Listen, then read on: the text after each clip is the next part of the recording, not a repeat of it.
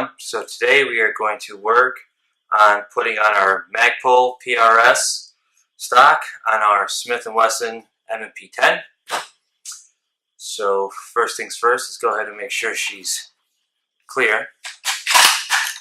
Nothing in there. So drop the mag, clear it. So first things first, we're going to want to remove the lower from the upper. We're really only going to be working with the lower today, so let's go ahead.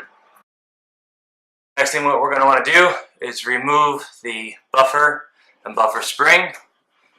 Down in there, right here, there is a little pin. See if you can see it. So you're going to want to push that down. It's easier if you get a flat edge or knife or something of that nature.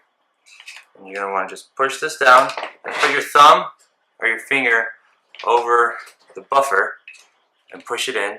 And push that down with your knife, because when you do this, that buffer is going to want to come flying out.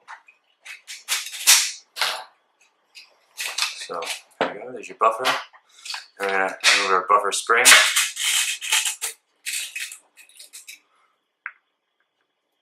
There you go. Next thing you're going to want to do is remove the old stock. So let's go ahead and extend it all the way by pushing it in. And then I find it easier to flip it upside down. What you're going to want to do now is this fin, you're going to want to lift it up. And when you lift it up, it'll unlock and you'll be able to slide it off. So now we're left with this. Now what you want to do is get your AR wrench to back out that castle nut. Be careful when you're doing that now, because once you back out the castle nut and you start removing the buffer tube, this pin is going to come out. So first let's back off that castle nut. Get your AR wrench. Got this one off Amazon. It's like 20 bucks. Sturdy. I like it.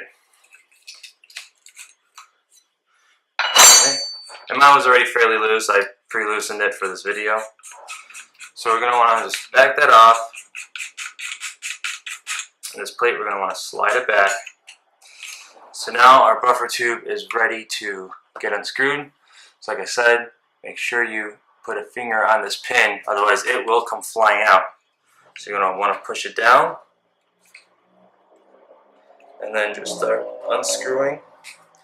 And again, like I said, make sure you keep your finger over it, because it's going to want to come flying out. Once the buffer tube passes, you can let it up slowly and then pull it out. So here's the pin that holds it right here. Maybe you can see that. And then the spring is right here. So you want to make sure you set that off to the side, don't lose it. And then we can just go ahead and back our buffer tube off the rest of the way. To put this back on here, if you want, same way you take it off, lift this up, and push it on, and you're good to go. So now we have our lower with no buffer tube or anything on. You're going to need to go get an A2 rifle buffer tube. Now to do this, to use the factory buffer spring and buffer, you're going to have to call Smith & Wesson, and you're going to have to get this spacer. I'll list the part number below. So what you're going to do is drop the spacer in the buffer tube, and then let's go ahead and screw it back into the stock.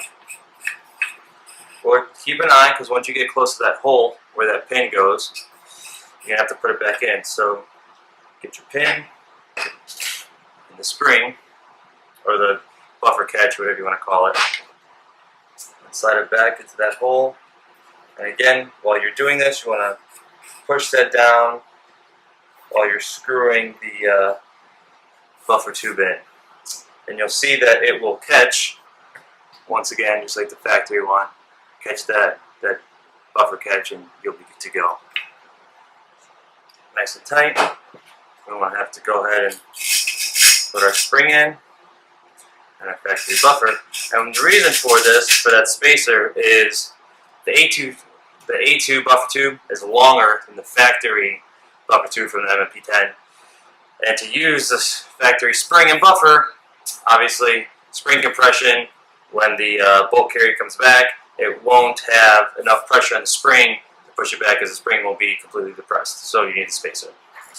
Once we have that, we are good to go. We can go ahead and get our Magpul PRS Stock, which I have right here. And in the box, except for Magpul. She is looking nice. And you are going to need the set screw for it. And it's nice, the set screw comes with already some Loctite on it. You're going to worry about it. If you want, you can go ahead and put Loctite on this, but on the buffer tube. I didn't. I don't think it's really necessary. It's going to all kind of lock in place. So first thing first, we're going to want to go ahead and take this screw out, because it comes with its own.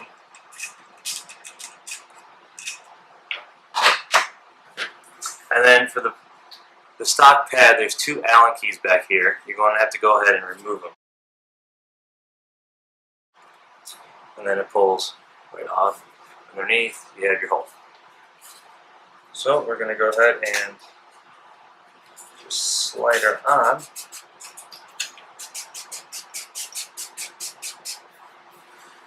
Takes a little bit of loving.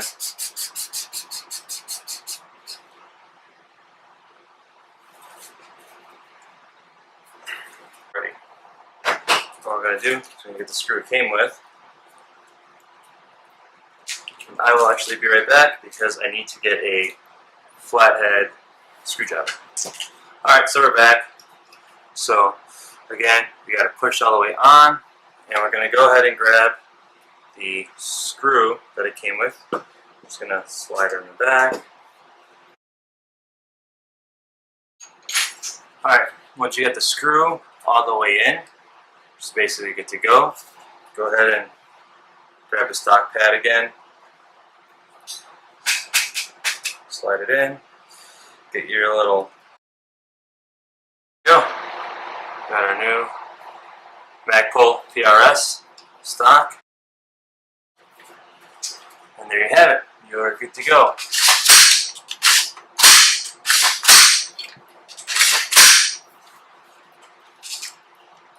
Alright. Guys, feel free, post, comment, subscribe. Let me know what you guys think. Have a good day and be safe.